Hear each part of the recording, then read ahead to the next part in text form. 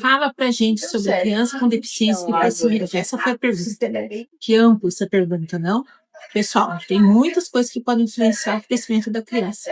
Para começar, não só depois que nasce, intrauterino também. Esse período gestacional tem muita influência.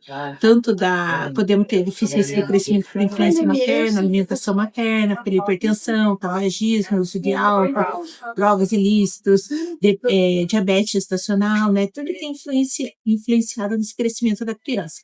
Nós temos os fatores placentários, temos o próprio fator próprio da criança, malformações, anomalia congênita, doenças cromossomiais, erinato, infecções, né? Então, os bebês que nascem pequenos, com a idade gestacional, a gente tem que ficar atento. Eles têm que fazer o catch-up, tem que fazer esse acompanhamento, tem que recuperar aí para o canal familiar até os 2 anos de idade. Então, se essa criança persiste, baixa estatura, a gente tem que ficar atento e fazer um acompanhamento mais próximo. E essas crianças que têm percentil 3, né, por exemplo, a gente tem que ver o alvo genético, se o seu padrão genético está adequado para ela ou não. Essa altura, ela é completamente adequada para o alvo genético. Então, a gente tem aí essas crianças que são pequenas, restrição de crescimento, 10% não recupera. Não vai para o alvo genético, que até os 2 anos eles têm que estar indo. Se não vai, a gente tem que ficar atento. Né? Então, o que pode causar o desenvolvimento da criança? Alimentação, as crianças são desnutridas. Hoje em dia tem muita criança aí com seletividade alimentar, privação afetiva, né, emocional, privação de sono. Então, tem que ter amor, tem que ter rotina, tem que ter hábitos alimentares saudáveis, né? A criança tem que se sentir acolhida, né? Tem que estar dormindo bem, tem que pôr rotina para dormir, né? E podemos ter algumas doenças também que justificam essa deficiência de crescimento. Tanto problema gastrointestinal, como doença celíaca. Recentemente, eu peguei uma criança, 11 anos, já com 26 quilos, eu não me lembro agora quanto estava de estatura, mas é uma doença celíaca. Crianças com problema cardíaco, renais, respiratório, infecção de repetição, hepática, doença hematológica, né? A gente tem aquelas síndromes mais características, mais clássicas, que a gente sabe que vai ter baixa estatura, síndrome de Down, Turner, Prader-Willi, tal. Até a gente tem que ficar atenção no hipotireoidismo. E falando nas questões endócrinas, né?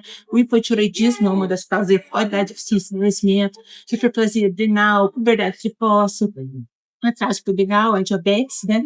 Então, essas crianças com deficiência, e as crianças, propriamente dito, que têm a deficiência do crescimento, do hormônio de crescimento. Né? Muitas medicações também a gente tem que ficar atento que pode atrapalhar o desenvolvimento e crescimento dessas crianças. Corticoide, principalmente o corticoide oral, viu? A hora tá fazendo.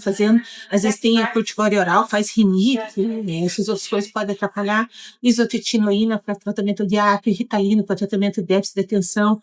E a gente tem que ponderar, né? Que muitas coisas não tem jeito. A criança tem que estar tratando as outras causas e pode ter o comprometimento do desenvolvimento, mas a gente tem que pôr na balança os benefícios de estar realmente fazendo esse tratamento, e muitas causas tem que estar fazendo, né? Então, essas são várias situações aí que a gente tem que estar vendo, mas eu acho que o que é mais importante, a gente tem que ver, colocar a criança no gráfico, tem que fazer esse acompanhamento do crescimento e desenvolvimento. E isso foi até reforçado e repetido agora nas aulas que eu tive aqui no Congresso. Além de fazer o acompanhamento da criança, a gente tem que colocar no gráfico. É mais fácil da criança perceber dos raios, perceber visualmente no gráfico como que está indo essa curva, se está adequado ou não. A gente tem que estar vendo se está chegando nesse nível de crescimento, 6 centímetros por ano, antes de entrar na puberdade. E o principal é ver, até para ver a estatura final ali, ver a puberdade, os caracteres da puberdade.